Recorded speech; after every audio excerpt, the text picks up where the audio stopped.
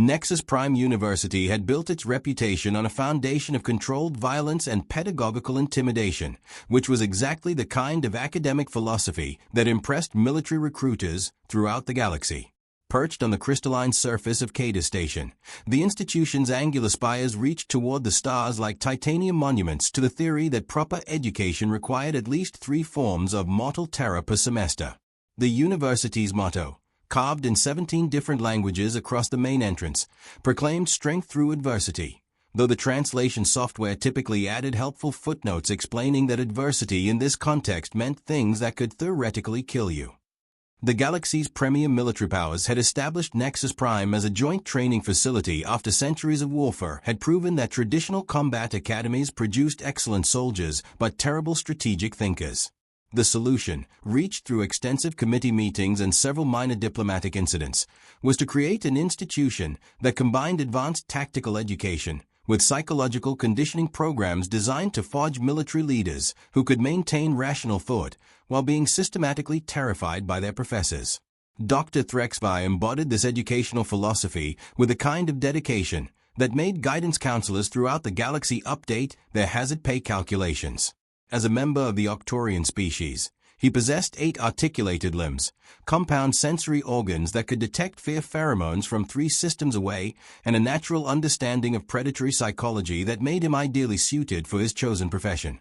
His specialty course, Combat Psychology Through Fear Exposure, had become legendary throughout military circles for reasons that recruitment officers preferred not to discuss during family orientation sessions. The morning's class roster represented a carefully selected cross-section of the galaxy's most militaristic civilizations. Commander Zektal of the Void Hunters occupied the front position, his ceremonial battle armor polished to a mirror finish that reflected the lecture hall's defensive lighting arrays. His species had earned their reputation through the systematic conquest of 47 star systems, using tactics that emphasized overwhelming force combined with psychological warfare. Behind him, Lieutenant Vexari maintained parade rest position, her crystalline exoskeleton refracting emergency illumination into patterns that would have been beautiful if everyone hadn't been too focused on survival protocols to appreciate them. The Hegemony Battle Twins, Krax and Vorth, held their traditional formation in the tactical center, their forearms each positioned for optimal weapon deployment according to regulations that dated back to the First Galactic Conflict. Their homeworld had contributed more successful military strategists to galactic history than any other single planet, primarily through the time-honored tradition of making warfare an exact science with clearly defined mathematical principles. The Reed defensive position hosted Captain Myrageth, whose tentacled form maintained constant spatial awareness while monitoring 17 different tactical communication channels simultaneously. And then there was Marcus Rodriguez. The human military exchange cadet sat precisely where tactical doctrine suggested he should, close enough to participate in group exercises but positioned to provide flanking support if standard formations proved insufficient. Marcus possessed the kind of unremarkable appearance that made him ideal for reconnaissance assignments, brown hair that met military grooming standards without exceeding them, regulation height, and the sort of face that could blend into civilian populations on any of 1,000 worlds. What made his presence notable wasn't his appearance, but rather his inclusion in an advanced military psychology course at all. Humans, according to established galactic military doctrine, were supposed to be contained within their home system producing entertainment media and serving as examples of what happened when evolution prioritized creativity over combat effectiveness. The Terran military exchange program existed primarily as a diplomatic gesture, a way for established military powers to demonstrate their commitment to interspecies cooperation while keeping potentially unpredictable elements under careful observation. Most participating institutions treated their human cadets as interesting case studies in adaptive improvisation, useful for understanding how less advanced species might respond to various tactical scenarios. The general consensus held that humans made excellent support personnel, but lacked the proper aggressive instincts for frontline leadership positions. Dr. Threx'var had initially questioned the wisdom of including a human in his advanced combat psychology course. His concern had been practical rather than prejudicial. Why waste time conditioning something that would probably find the experience educational rather than terrifying? Humans had somehow survived their homeworld despite lacking proper natural weapons, defensive adaptations, or any sensible predatory behaviors. They represented living proof that the universe occasionally developed a sense of irony, though not necessarily a cruel one. The morning's lesson promised to challenge every assumption about military conditioning that the Academy had developed over its prestigious history. Dr. Threx'var's research assistant, a perpetually nervous pilthin named Quex whose job description included specimen management and imminent death benefits recipient, had spent the previous night preparing what the professor considered his masterpiece of controlled military terror, a live Dreadclaw from the hellworld of Infernus VII. Infernus VII existed in a state of perpetual warfare between its native species, shrouded in radioactive storms that had turned evolution into an arms race where second place meant extinction.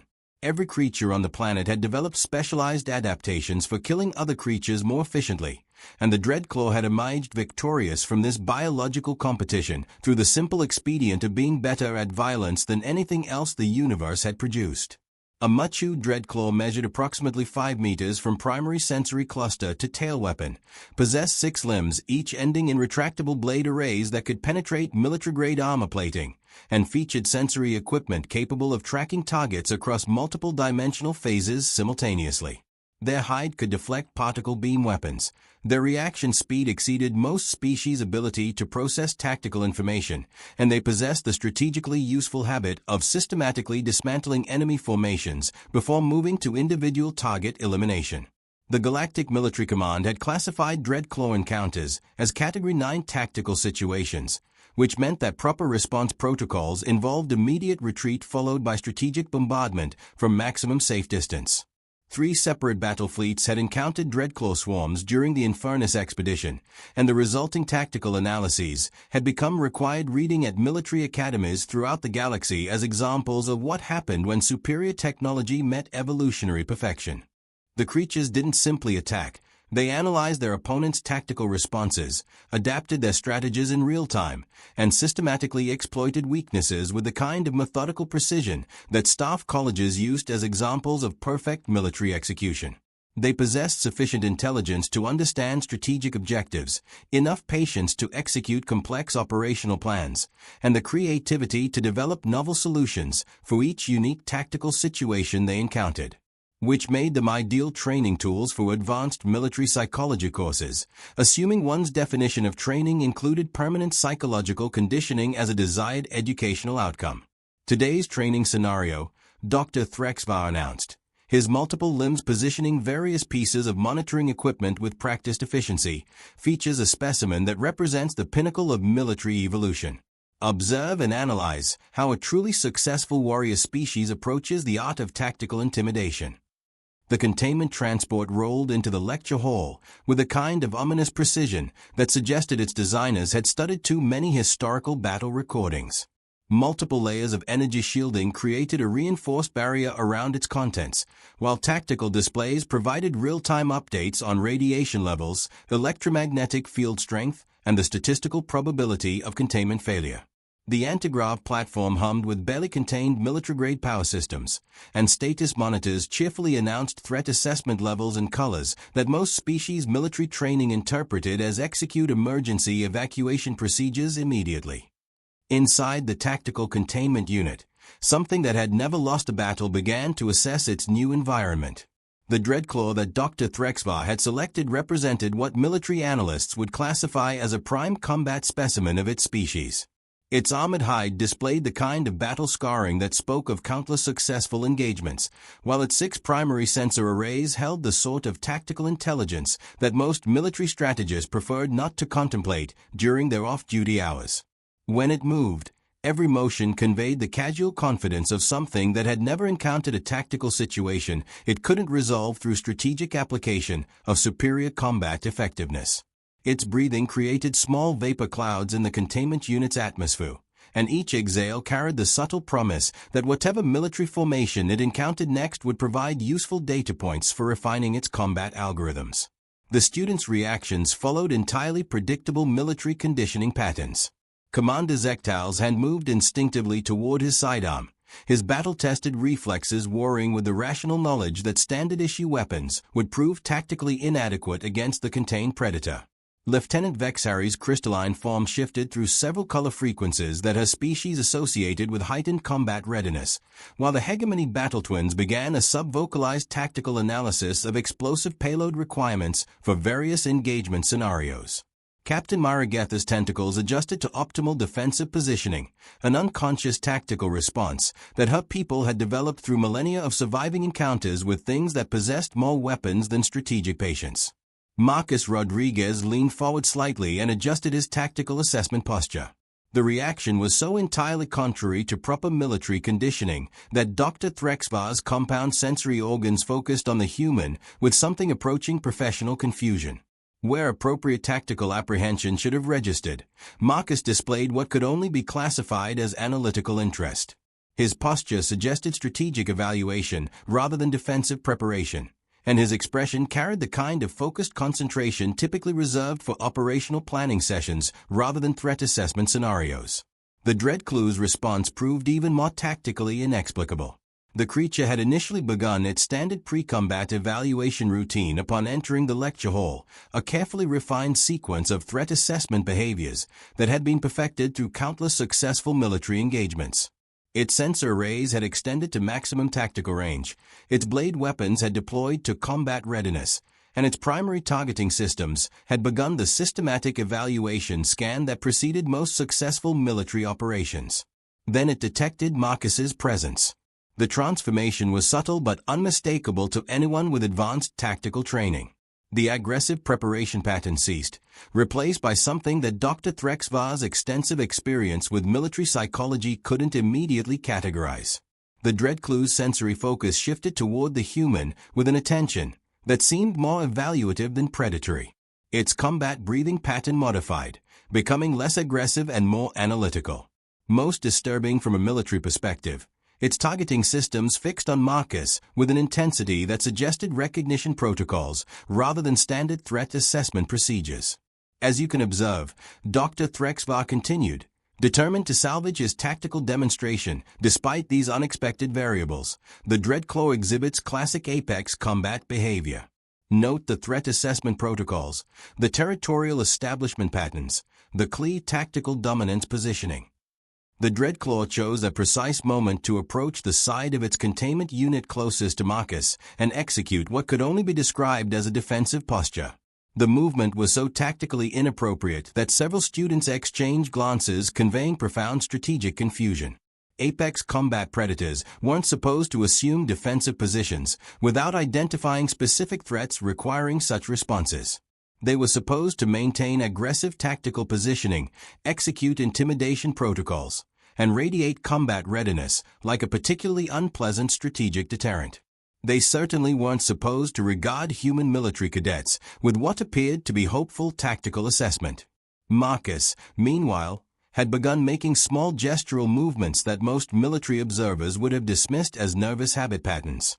Upon closer tactical analysis, however, the gestures displayed intentional communication structure, suggesting deliberate signaling rather than stress-related behavior.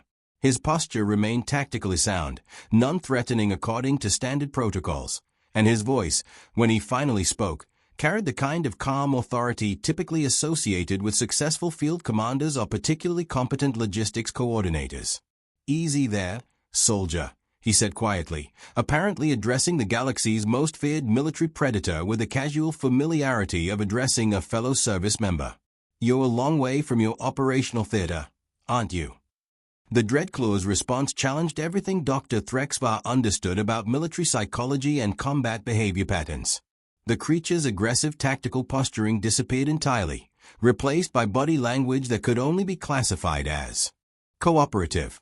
Its massive sensor cluster lowered slightly, and it produced a vocalization that definitely wasn't a combat challenge. The sound carried tones of uncertainty, almost requesting confirmation, as if the apex predator of Infernus VII was attempting to establish communication protocols rather than assert tactical dominance. "This violates standard military behavioral models," Dr. Threx'var muttered, his multiple limbs clicking through agitation patterns that his species associated with tactical confusion. Dreadclaws don't exhibit cooperative behaviors during combat scenarios. They are apex military predators, not support personnel. Maybe someone forgot to update its mission briefing, Marcus replied, his attention focused on the creature rather than his instructor. Look at its positioning. That's not aggression. That's defensive anxiety. The tactical assessment was so fundamentally incorrect that several students produced the nervous laughter typically associated with stress-related humor during high-pressure training exercises. Anxiety was something that Dreadclaws caused in opposing military formations, not something they experienced themselves. They were the tactical nightmares that battle planners used as examples of worst-case combat scenarios. The concept of an anxious Dreadclaw was roughly equivalent to suggesting that orbital bombardment platforms occasionally experience performance anxiety. Yet the tactical evidence was becoming increasingly difficult to dispute through standard military analysis protocols. The creature's positioning patterns spoke of defensive preparation rather than offensive capability demonstration. Its movements had become tentative, almost hesitant, and its vocalizations carried undertones that most species military training interpreted as request for backup signals. When it observed the other students, its posture shifted into what tactical manuals would classify as threat assessment mode. When it focused on Marcus, however, something resembling tactical confidence entered its behavioral patterns. Perhaps, Dr. Threx'var said, his voice carrying the strained authority of someone whose carefully planned military exercise was experiencing multiple systems failures, we should proceed with standard training protocol. The controlled release procedure will allow tactical observation of natural combat behaviors within acceptable risk parameters. The standard training protocol represented the culmination of Dr. Threx'var's military educational philosophy. Students would maintain tactical positions behind protective barriers while observing specimen release into the lecture hall's central demonstration area. The creature would display natural combat behaviors. Students would experience appropriate levels of controlled tactical stress, and everyone would gain valuable insights into the nature of military engagement psychology. The protocol had been refined through extensive testing and had never failed to produce desired educational outcomes according to established military training standards. What happened next would require significant modifications to several different training protocol manuals. The containment field deactivated with a subtle shift in the lecture hall's tactical electromagnetic signature, and the Dreadclaw found itself operationally free to maneuver within the demonstration area's established boundaries. According to every predictive model, tactical analysis algorithm, and military common sense principle, the creature should have immediately begun asserting combat zone control, probably through some combination of intimidating tactical displays and aggressive positioning maneuvers. Instead, it looked directly at Marcus and produced what military analysts would later classify as a distress signal. The vocalization was so completely contrary to established tactical doctrine that several students wondered if they were experiencing some form of species-specific auditory malfunction. Dreadclaws were supposed to produce combat challenges, tactical warnings, or the kind of vocalizations that made intelligent military personnel reassess their commitment to frontline service positions. They weren't supposed to make sounds that suggested operational vulnerability, tactical uncertainty, or requests for strategic support and backup assistance. The creature's positioning patterns reinforced this impossible tactical assessment. Rather than establishing control over the demonstration area through standard territorial dominance protocols, it had positioned itself as close to Marcus as the safety barriers would tactically allow. Its posture remained defensively oriented, almost apologetically positioned, and its sense of focus never deviated from the human's location. When other students executed standard tactical movements or produced regulation military sounds, it flinched visibly, but its attention invariably returned to Marcus with something that could only be described as desperate hope for tactical support. "Request permission to advance position," Marcus said quietly, using proper military protocol language. The request created a moment of tactical silence so profound that the lecture hall's life support systems became audible through their operational cycling. Dr. Threx'var's multiple limbs ceased all movement patterns entirely, while several students produced vocalizations that their respective species associated with profound strategic disbelief. The suggestion wasn't just tactically dangerous. It was a kind of spectacularly poor military decision-making that typically resulted in posthumous commendations and closed-casket memorial services with full military honors. "Request denied under all applicable safety regulations," Dr. Threx'var replied, his voice carrying the kind of absolute military authority that educational institutions develop specifically for managing suicidal tactical suggestions. Safety protocols exist for excellent strategic reasons, and those reasons are currently 5 meters long with multiple integrated weapon systems. "It won't engage me," Marcus said, his tone carrying quiet tactical confidence that was somehow more unsettling than outright fear would have been according to standard psychological profiles. "Analyze its positioning. That's not a predator preparing for combat operations. That's a scared soldier requesting backup support."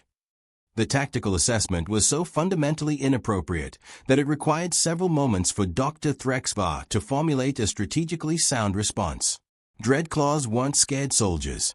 They were the military nightmares that scared soldiers experienced during combat stress counseling sessions.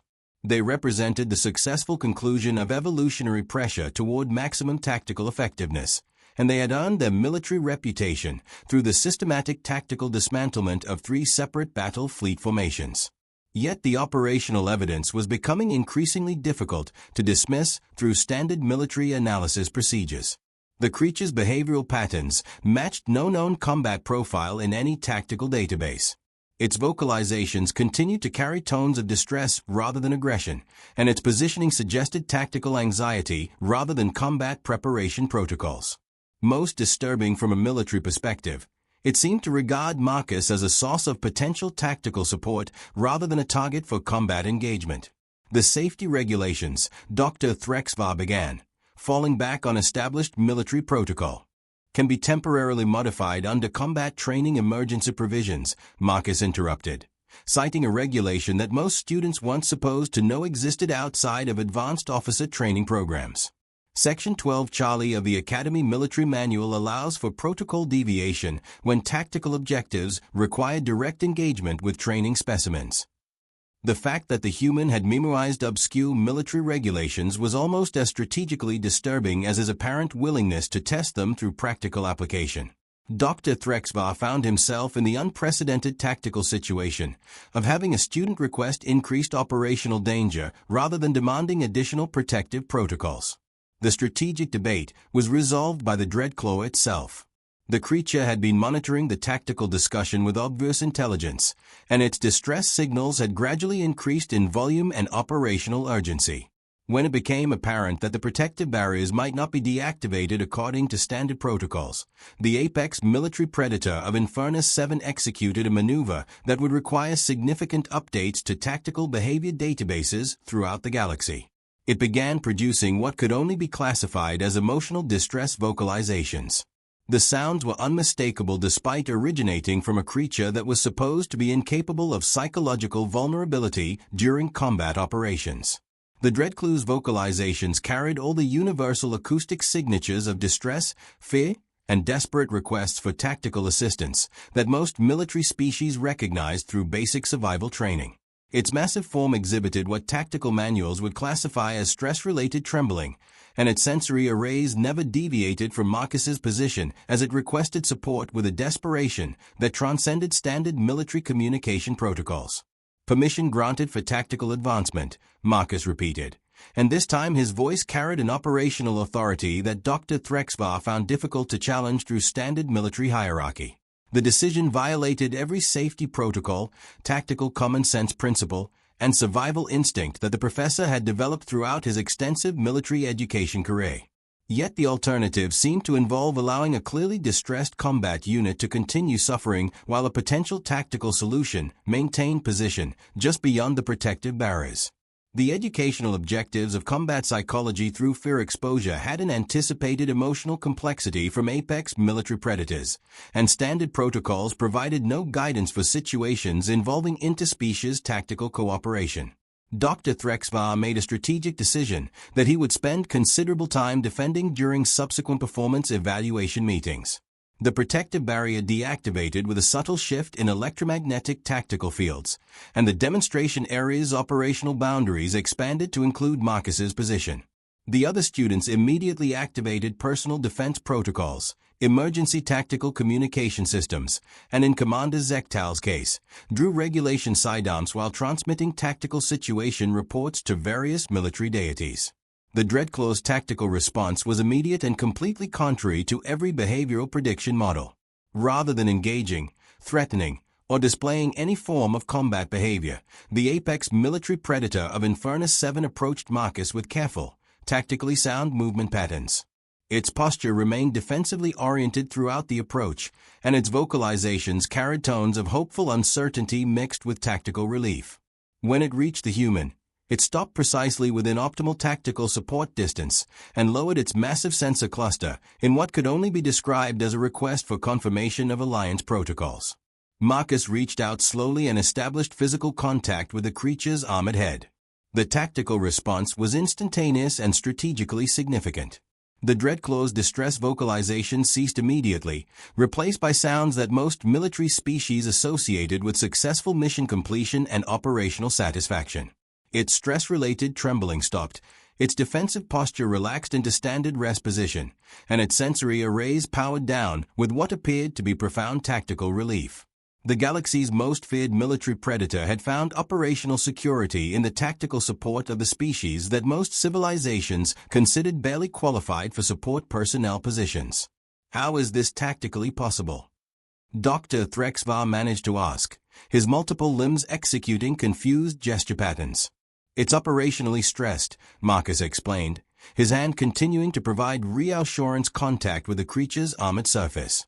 Analyze it from its tactical perspective. It's been extracted from its operational theater, confined in transport containers, relocated to an unfamiliar combat zone, and surrounded by species that don't match any of its recognition protocols. Everything here represents unknown tactical variables, potential threats, and complete deviation from its established operational parameters. The explanation was strategically sound enough that its tactical implications required several moments to become operationally clear. The Dreadclaw wasn't displaying combat behaviors because it wasn't in a tactical engagement situation. It was exhibiting the behavioral patterns of a disoriented soldier seeking support from circumstances beyond its operational understanding or tactical control. But why does it request support from a human rather than any of us? Lieutenant Vex Harry asked, her crystalline form shifting through color frequencies associated with profound tactical confusion. Why does it recognize you as friendly rather than threat neutral? Marcus considered the tactical question while continuing to provide operational reassurance to the massive predator that had somehow become his tactical responsibility. Probably because I'm the only one here who isn't broadcasting fear signals, he said finally. Combat stress produces biochemical signatures that most predators can detect through standard sensory equipment. You're all operating under tactical anxiety protocols, and it can detect those stress indicators. But I'm not afraid, so according to its tactical assessment, I'm the only non-threatening presence in this operational area. The military logic was strategically sound, tactically disturbing, and completely contrary to established galactic doctrine regarding human combat psychology. According to conventional military understanding, humans should have been the most tactically anxious species in the lecture hall. They lacked proper defensive adaptations, possessed minimal natural weapon systems, and had evolved on a world that military analysts classified as moderately challenging at best. Yet Marcus's absence of tactical fear had somehow made him the safest operational presence in the room from the Dreadclaw's strategic perspective.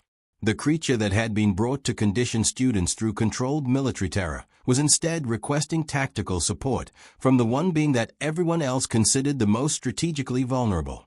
The tactical irony was so profound that Dr. Threx'var found himself reassessing fundamental assumptions about military education, combat psychology, and the nature of strategic strength.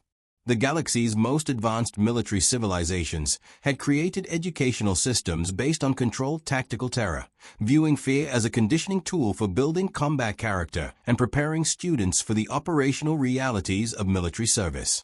Meanwhile, the supposedly primitive human had approached the tactical situation with strategic empathy rather than combat fear, recognizing operational distress where others detected only military threat.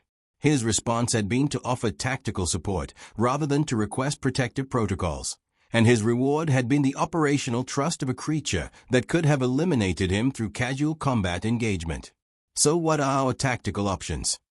Commander Zektal asked, his weapons still drawn but his aggressive posture somewhat modified by the unprecedented military scenario unfolding before the training unit. "Now," Marcus said, his voice carrying the patient tactical authority of someone explaining obvious strategic solutions to complicated operational problems, "we develop protocols for returning our ally here to its proper operational theater, where it belongs. And maybe we reconsider whether terrorizing students represents optimal military educational methodology." The strategic suggestion carried implications that would require extensive review by the Academy's command structure, the Galactic Military Education Board, and several interspecies tactical ethics committees. The concept that combat psychology through fear exposure might be fundamentally flawed in its approach challenged decades of established military educational methodology and centuries of civilizational assumptions about strategic strength, tactical intelligence, and proper combat conditioning techniques. Dr. Threx'var observed his disrupted lesson plan, his confused military students, and the apex combat predator that was currently producing contentment vocalizations under the tactical ministrations of a human exchange cadet. The morning had begun with the operational objective of demonstrating the nature of military psychology and the importance of maintaining proper tactical respect for dangerous combat units. Instead, the training session had established that sometimes the most combat-effective-looking creatures were simply stress soldiers requiring tactical support, that fear was not always an appropriate response to unknown operational situations, and that the galaxy's supposedly most primitive military species might have evolved something that advanced civilizations had forgotten during their strategic development: the ability to recognize operational distress and respond with tactical compassion rather than combat aggression. The Dreadclaw shifted slightly under Marcus's tactical contact, its massive form now completely relaxed and displaying none of the combat behaviors that had made its species legendary throughout military circles. It had found operational security not through superior firepower or tactical intimidation, but through the simple strategic expedient of trusting someone who approached it without fear and with genuine concern for its tactical well-being. As Dr. Threx'var began the complicated process of revising his understanding of military education, combat psychology, and the nature of strategic civilization, he couldn't help but wonder if perhaps the galaxy's established military powers had something to learn from human tactical methodology after all. The morning's training session had certainly been educational, though not in any way that the curriculum had anticipated according to standard military educational protocols. And in the tactical assessment center of his complex military mind, a small strategic voice suggested that maybe, just maybe, the real combat threats weren't the creatures with weapons and armor, but the civilizations that had built educational systems designed to create tactical fear rather than operational understanding. The Dreadclaw, meanwhile, continued to produce satisfaction vocalizations under the tactical protection of the one being in the operational area who had recognized its need for strategic support rather than combat containment. Sometimes, it seemed, the most primitive tactical response was also the most strategically civilized one.